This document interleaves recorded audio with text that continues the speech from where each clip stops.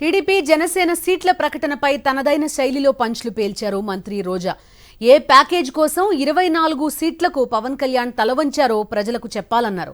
Power star అని చెప్పుకుంటున్న పవన్ ఇప్పుడు పవర్ లేని స్టార్ అయ్యారని ఎద్దేవా చేశారు. చంద్రబాబుకు 175 నియోజకవర్గాలకు అభ్యర్థులు లేరని ఈ ప్రకటనతో తేలిపోయిందని, వైఎస్ఆర్సీపీ విజయాన్ని ఎవరూ ఆపలేరన్నారు రోజా.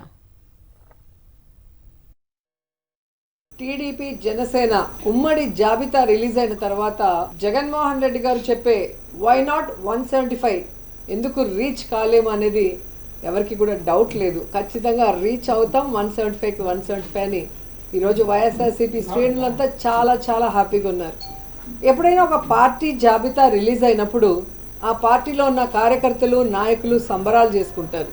అదేంటో కానీ టీడీపీ జనసేన జాబితా విడుదల చేసిన తర్వాత టీడీపీ జనసేన కార్యకర్తలు నాయకులు ఏడుస్తుంటే వైఎస్ఆర్సీపీ కార్యకర్తలు నాయకులు డబుల్ హ్యాపీగా సంబరాలు చేసుకుంటున్నారు.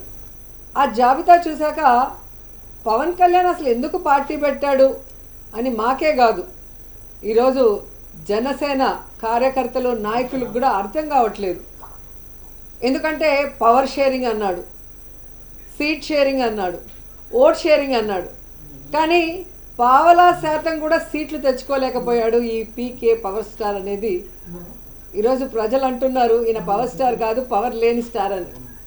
ఎందుకంటే ఈ మధ్యలోనే 2019లో అనుకుంటా ఒక మీటింగ్లో, పబ్లిక్ మీటింగ్లో అంటూ ఉండేవాడు పవన్ కళ్యాణ్, జనసేన అంటే కుక్క బిస్కెట్లు వేస్తే తోకూపుకుంటూ మన వెనక తిరుగుతారు, వీళ్ళకి 10-15 సీట్లు ఎక్కువ అని తెలుగుదేశం వాళ్ళు మన అవమానిస్తున్నారు, మన పార్టీ ప్రజల కోసం పుట్టిన పార్టీ, మనం ఎవరి బిస్కెట్లకి తల వంచం, మనమే వాళ్ళకి ఎన్ని కావాలో అన్ని ఇస్తామని చాలా పెద్ద పెద్ద మాటలు మాట్లాడారు. మరి ఈరోజు 24 సీట్లకి కుక్క బిస్కెట్లు వేస్తే తోకూపినట్టు ఎందుకు తోకూపుకుంటూ చంద్రబాబు నాయుడుతో ప్రెస్ మీట్ పెట్టారో పవన్ కళ్యాణ్ చెప్పాల్సిన అవసరం ఉంది. సముద్రం ఎవరి కాళ్ళు పట్టుకోదు, పర్వతం తల వంచదు అని. మరి ఏ ప్యాకేజీ కోసం 24 సీట్లకే చంద్రబాబు నాయుడు కాళ్ళు పట్టుకున్నాం, ఈరోజు చంద్రబాబు నాయుడు ఇచ్చిన ముష్టి 24 సీట్లకే ఎందుకు తల వంచావు పవన్ కళ్యాణ్ అని జనసేన కార్యకర్తలు నాయకులకి సమాధానం చెప్పాలి. చెప్పుకోవడానికేమో గొప్పగా 40 years ఇండస్ట్రీ, నాకు విజన్ ఉంది, విస్తరాకుల కట్టుంది, నేను కేంద్రంలో చక్రం తిప్పానని చెప్పుకునే చంద్రబాబు నాయుడు ఒక సైడు, సినిమాల్లో పవర్ స్టార్ అని చెప్పుకుంటూ బయట పవర్ లేని స్టార్గా తిరుగుతూ మళ్ళీ బింకాలు పలికే పవన్ కళ్యాణ్ ఒకవైపు. వీళ్ళిద్దరికీ బాగా అర్థమైపోయింది మనకి బలం లేదు, జగన్మోహన్ రెడ్డి గారిని మనం ఓడించే పరిస్థితి లేదు, కాబట్టి మనం ఎలాగైనా పొత్తు పెట్టుకొని జగనన్నని దించాలి అన్న ఆలోచనతోనే ఈ పొత్తుల కార్యక్రమానికి స్టార్ట్ చేశారు.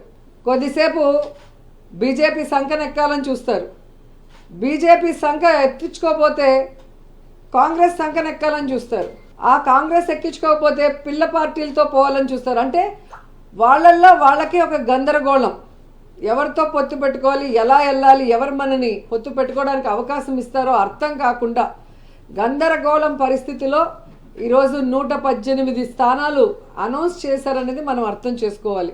చంద్రబాబు నాయుడు స్థానం కుప్పం అని ఆయన అనౌన్స్ చేసుకున్నాడు, బాలకృష్ణ స్థానం హిందూపురం అని అనౌన్స్ చేశారు, అలాగే లోకేష్ మంగళగిరి స్థానం అని అనౌన్స్ చేసుకున్నారు.